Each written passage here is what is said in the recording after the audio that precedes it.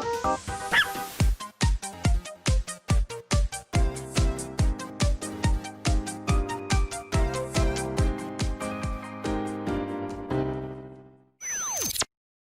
everyone, welcome back to another episode of Last Window, The Secret of Cape West. Thanks for tuning in. The reason I'm on the screen is because I really quickly just overwrote my save, and then it immediately started jumping to the little cutscene that shows up, between chapters. I was like, oh crap.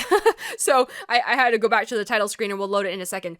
But last time we had our intense confrontation with Will McGrath, and he confirmed the fact that we as the player probably already put the pieces together as soon as we saw that safe on the 4th floor and, connected it to the cutscene in the beginning, that our father, was cracking a safe in this very building. I guess it was always quite obvious that the thing he was trying to take was the jewel called the Scarlet Star. But anyways, they just kind of confirmed those details, and how George Patrice is the one behind Kathy McGrath's murder. I don't know what's going on. So we're going to jump to the next day and see what he plans to do now. Let's see what he plans to do now. Come on, Hyde. We gotta crack the code. Return to the story. Is that what I'm doing? Hello. Hello. There we go. December 26th. Good morning, sunshine. Last night was great, wasn't it? Woo! Oh god, that's scary. I don't like that. Chris Hyde, a person from the past.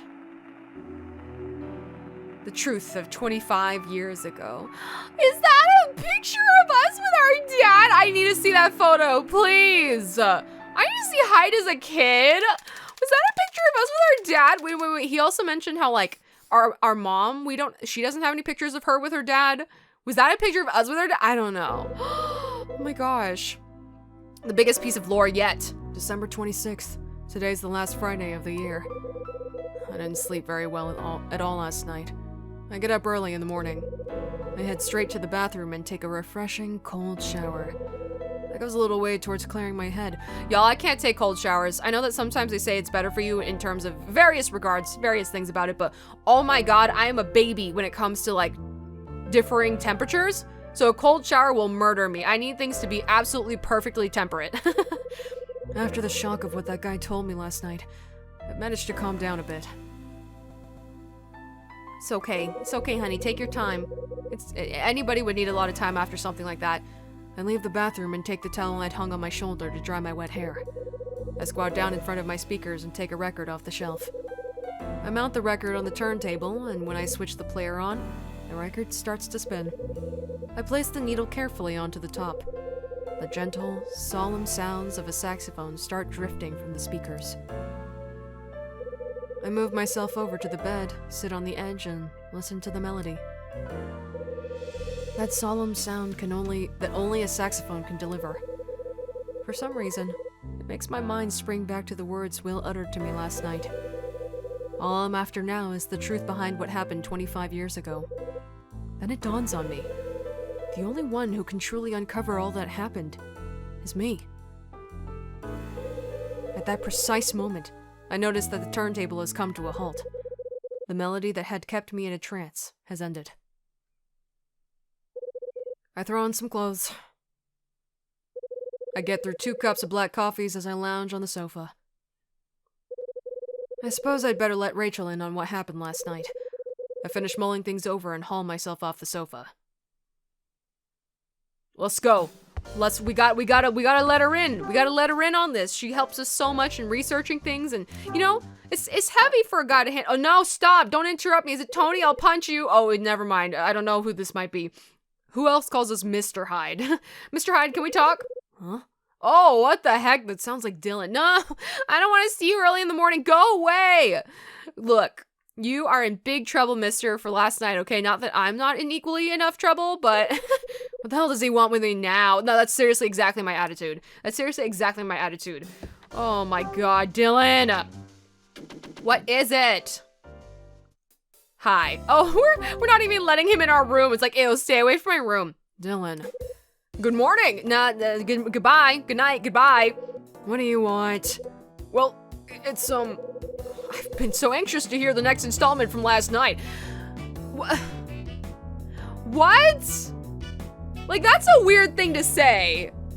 That's a weird thing to say, because the last thing that he would have known is that he broke into Will's room, and then he came out and was like, oh my god, you caught me, and then he ran away. So I feel like this basically proves that he has like listening devices or something. Like, I feel like this proves that he has a way of like knowing what everybody's up to. Like, it's really creepy. This isn't something you'd normally say. What is this? Next installment. Start making some sense or get out of here. You know, after you met me in front of room 306, what happened next? You met up with Mr. White, didn't you? Like, so how did you know that? How did you know that? Yeah, that's right. So, you gonna tell me what you were so keen to talk to him about? You're so weird. Why would you? Okay, like, it's already weird that he knows it, but he's specifically coming up to me to ask me about it. But if he knows that it happened, then he must have overheard our conversation. Why does he have to ask me about it? I don't like this guy. This is so weird. No, it's got nothing to do with you. But I really want to know. You think that makes it better? You think that's gonna butter me up, keel over for you? Huh? Come on, you can tell me. No, I can't. You literally can't keep a secret, and you literally invade everybody's personal space, and you should be arrested, to be honest.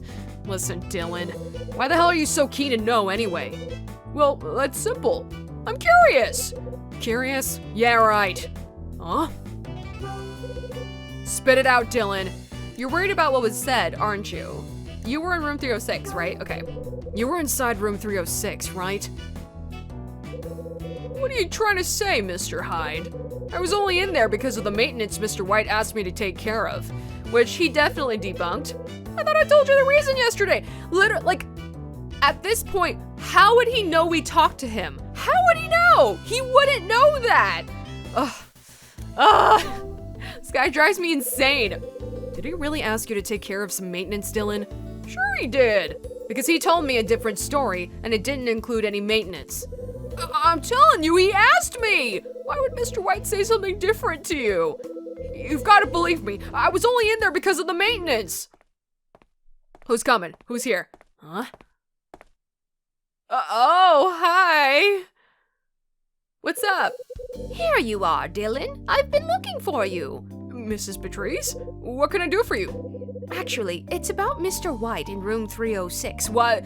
Did he, like, rapidly, like, I'm moving out. I gotta go. Oh, he has a fate. What's happening? I'm scared. What's going on here? He has a favor to ask you. Mrs. Patrice. Oh, hello there, Mr. Hyde.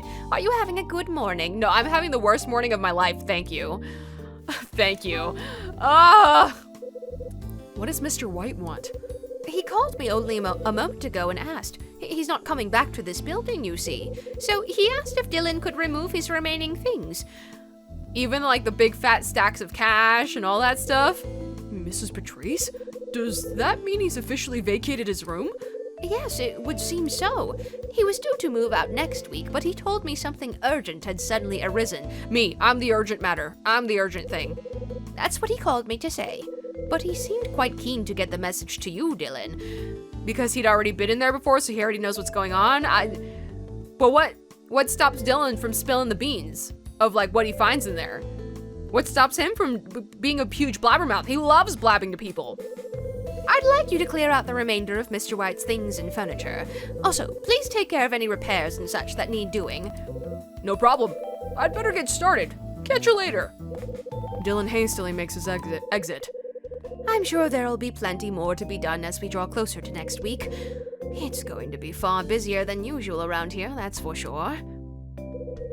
Have you finalized your moving arrangements yet, Mr. Hyde? I haven't even started. I literally haven't even started. Hyde, can you put even 1 ounce of effort into doing that? Look, I get that it's important that you gotta solve this crime. It's super mondo important. I get it. I'm here to help you. But also, you're gonna be freaking out on the streets soon enough in the freezing cold. Okay, buddy? Actually, you're in Los Angeles. It doesn't even get... Well, it gets decently cold. No, it can get pretty cold. But, like, not as cold as other places. But still! Anyways. Please feel free to let me know as soon as you have. Sure. I'll tell you once it's all been sorted. I appreciate that you're busy with numerous other things, but please be sure to let me know what you're planning at your earliest convenience. I have to be sure everything has been accounted for before this place ceases to be. Don't sweat it. I'll let you know in good time. I've got some unfinished business to take care of first, though. Oh, such as what? I ain't none of your beeswax, girl! I have to find something. Find something? Did you lose something during your stay here? I lost my father. Well, something got lost, all right, but it wasn't mine. But the fact remains, if it's gonna be found, I need to be the one to find it. You are piquing her interest by being super, super cryptic, okay? Can you share with me what it is you're looking for? Listen, Mrs. Patrice, there's actually something I need to ask you about the thing I'm looking for. We're gonna do it, huh? We gonna confront her about George Patrice? Oh boy, this ain't gonna be fun. Are we gonna invite her into our room? Because we're right next to it. You need to ask me? Yes. Can you spare a few minutes? I'm not sure I want to, Mr. Hyde. You're acting very oddly indeed. What are you plotting? Don't worry, I've got no nasty surprises in store for you. Just a couple of questions. I think if we ask her whether her husband murdered somebody, I would constitute that as a nasty surprise. It's pretty important to me, so I'd be grateful if you could spare me some time. There's no use hiding it, Mr. Hyde. I've already heard from Dylan. What? That guy and his big mouth. I know what you've been up to. Oh my god, Dylan. I am going to toss you out the 4th floor window. You're gonna be the next one. What's Dylan been saying? He told me that you used to be a detective, and that, although he doesn't know why, you've been snooping around on the 4th floor. Dylan, you're the one who let me up there. You're the one who's like, hey man, I'll do you solid, I'll let you in there. Yeah, go do what you want. And then he freaking rats me out. I guess because I haven't been giving him info, so he's like, oh, you want to play like that? And so he's like, I'ma tell on you, freaking Dylan. He told you that, did he?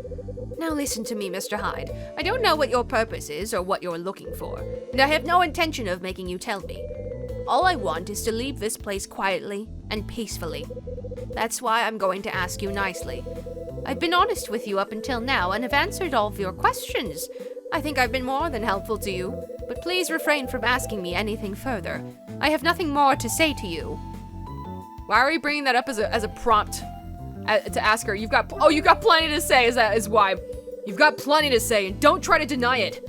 I'm telling you, I haven't. Even if you have nothing to say to me, trust me, I've got plenty to say to you. I've got questions to ask and things to tell you. Things to tell me?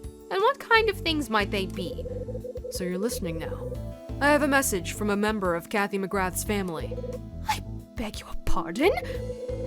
But I'm sure you're not interested. That's right. I'm not. Okay, Mr. Hyde, I give in. We sound like school children. It's like, oh, there's this juicy piece of info, but I guess you're not really that interested. Yeah, that's right, I'm not. Okay, just kidding, I am. Tell me. I can spare some time to talk to you. I'll fit in with you, so just let me know when's good. Shall we say this afternoon at 4 in my room? I'm pretty busy. I'm gonna see if I can pencil you into my schedule. It's a date. Okay, I'll expect you then. Mags leaves. 4 p.m. in Mags's room, huh?